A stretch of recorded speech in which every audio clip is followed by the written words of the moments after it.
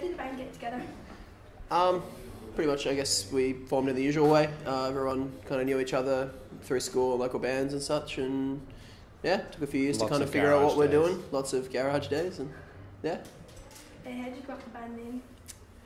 Coops came up with it. I think initially it was out of a movie called The Science of Sleep, just a reference to a movie that was quite cool, we were quite fond of, and yeah. It was just kind of, we were, we had a band name previous to that just didn't quite gel with kind of the direction we were going with, especially after I joined the band, and I think we kind of found the sort of sound that we wanted to create, so we just found something that fit, aesthetically fit with the sound we're making and made sense, so yeah, just roll with it. Do you remember what your first ever show was like? Was that one you think where Jamal crashed the car? It might have been. It might have been so terrible. We forgot. Nightmarish. We forgot a cable that was pretty much crucial to our entire performance because we had a whole lot of, a whole lot of stuff set up on the computer to run like bits and pieces and like click tracks and stuff, which was kind of new to us then. And we just forgot one crucial cable, so we went to go borrow one from a friend's, but it was a rainy day, and Jamal managed to kind of spin out and he wrapped the car around a telephone pole. Or wrap the telephone pole around the car. Either or. There was kind of a bit entanglement. It was kind of over each other like that. But yeah. Yeah. It wasn't that was the first show. But that said, we had a pretty cool crowd because we had there's lots of a lot of friends there, and while we didn't get to start the show for 20 minutes later than we were supposed to, but it was good. It was a good fun show. It just certainly came with a set of headaches.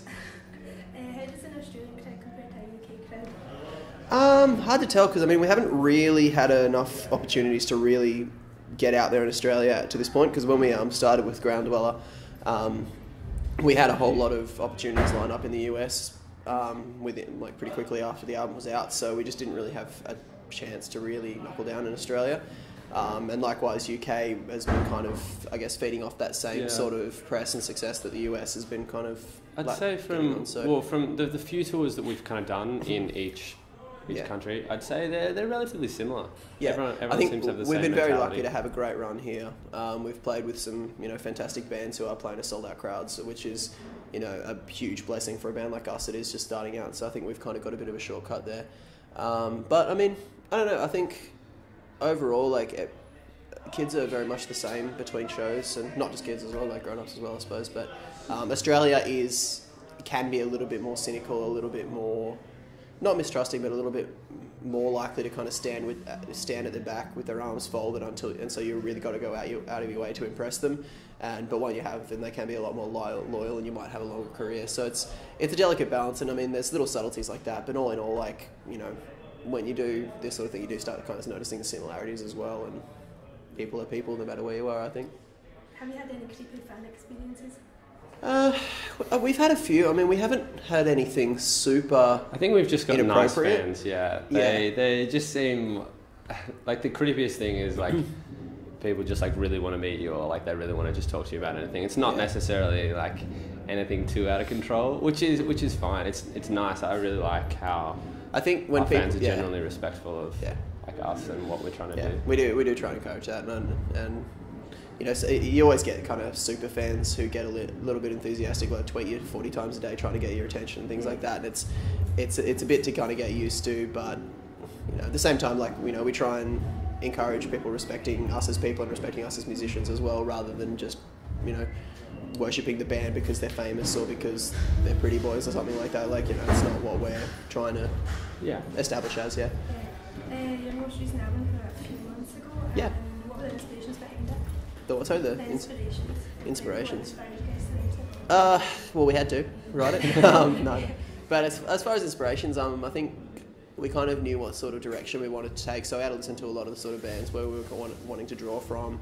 Bands like, I think, a lot of the stuff we kind of, rather than what we were listening to at the time, I think we went back to a lot of stuff that we kind of loved starting to grow up and try to include stuff like that. So things like, Thrice and The Receiving End of Sirens, and then, a little bit of kind of timeless stuff. And a little bit of pop rock and that sort of stuff that kind of, Amberlin, Under Oath, that sort of, mid-2000s sort of bands.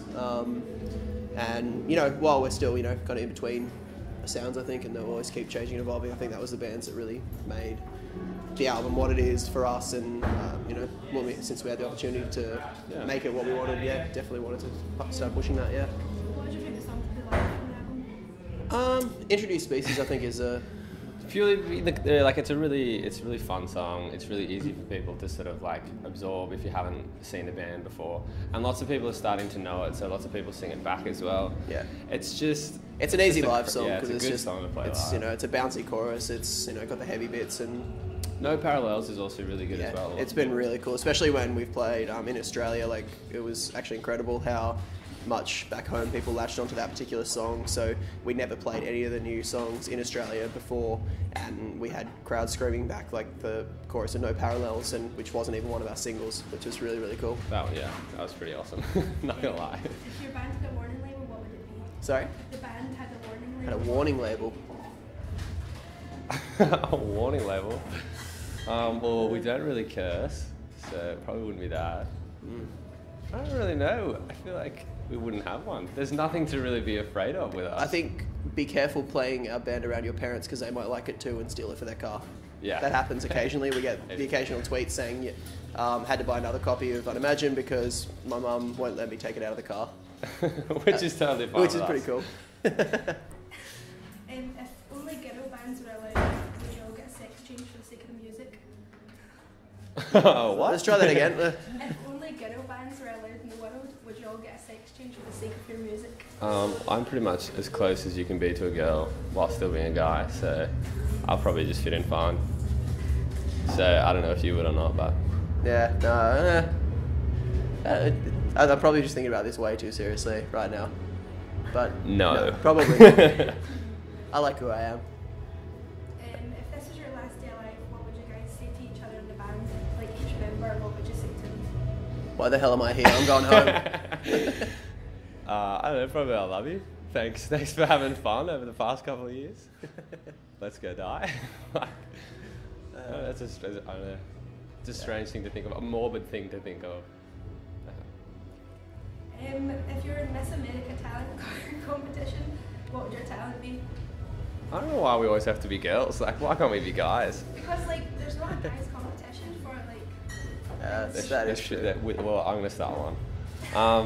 What would my talent be? You'll definitely win because you're the only guy in it. Yeah. I don't know. I reckon.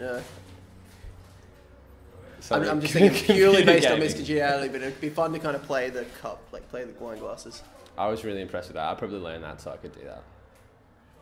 I've never been good at that though. It'd be fun though. Yeah. What's the coolest thing that you own? The what? Coolest Sorry? thing. Coolest thing that you own. That I own. I have a 1959 Bell and Howell 8mm video camera. Apparently it's still functioning, all mechanical, spring-loaded. Hard to find film though, but I've got some plans to try and use it for some, I don't know, personal stuff in future, I suppose. Like, want to make sure I get it working for Katie and my wedding, but other than that, it's probably the coolest thing I own. I'm trying to rake my brain. I literally have nothing like that. It'd all be like these weird sort of like, I have a nice pair of shoes at home, or like it's something materialistically irrelevant like that. I don't know. I spend too much time away from home, don't have many cool things. Yeah, that's sort of the problem. The coolest thing I own is like a rundown buses in America, and I partly own that with the rest of the band. So that's and yet you all hate it. Yeah. Just some favourites. Favourite food? Ooh, it changes all the time. I love halloumi. Halloumi on anything with anything as like a centre point of something. I love halloumi. Yeah. I enjoy good tacos or burritos. Mexican. Or well-made spaghetti bolognese. Katie makes a good one. Favourite drink? What do you aside from, I don't want to say like alcohols, but like aside from alcohol or like water, like I drink a lot of water. I don't drink that much soft drink. So I don't want to say like alcohol, but it'd probably be alcohol, like some kind of beer. James Squire, Sundown, they're really nice. Yeah, good. I don't know. I think it changes as well, but I'm getting into red wine lately, which is just nice to kind of drink and chill. I don't like being drunk, so just having Iron brews are really nice though. We did have Iron brew, and I do like Iron brew. It is good. It's not too bad. Can't have sugar free. And The real deal. It has to be cold. It can't be sugar free. But other than that, it's good. Yeah. Favourite band? At the moment, for me, definitely Let It Live. At the moment, I've been listening to heaps of Def Havana. So I'll go Def Havana. Yeah, Def Havana's a close second for me. Sorry. Favourite city? Favorite city? It can be for any reason at all. I think for me to be between Melbourne and Vienna. Vienna's just a cool place to wander around, and other than that, yeah, Melbourne is where I do want to end up living. It's a cool city in Australia. I've got friends and family in Brisbane and Sydney as well, and Adelaide as well. But yeah, I think Melbourne is definitely the coolest place. Outside of Australia, I'd probably say it'd be a tie between Barcelona and New York. Okay, cool. TV show?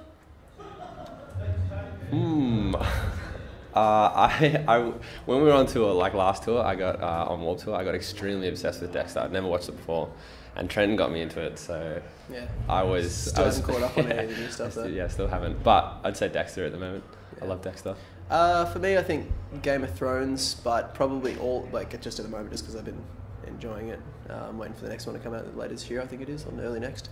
But I think overall will probably be Firefly. And yeah, tragic sci-fi game. Tragic sci-fi. Tragic in the fact that it never got completed after the first season. It just got cancelled, and that was that. And it's terrible because it was a brilliant show and could have been phenomenal. Look, no, watch it. Plus it sucks. It's worth watching. You'll be devastated at the end of it just because it's just such a non-ending. But then Serenity finishes it, which kind of finishes it, but. Yeah, it's still. See what you just did? You got him rambling.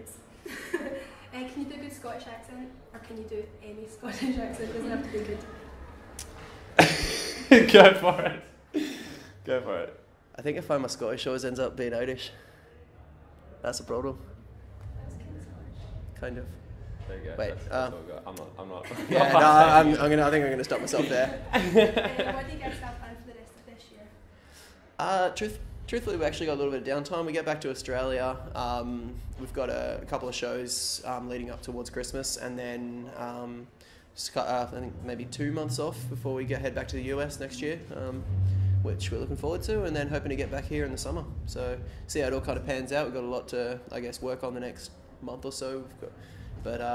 Yeah, it's all hands on deck, and things looking good for next year. Very good. Thank So, you. I appreciate it. Thank you. Thank you.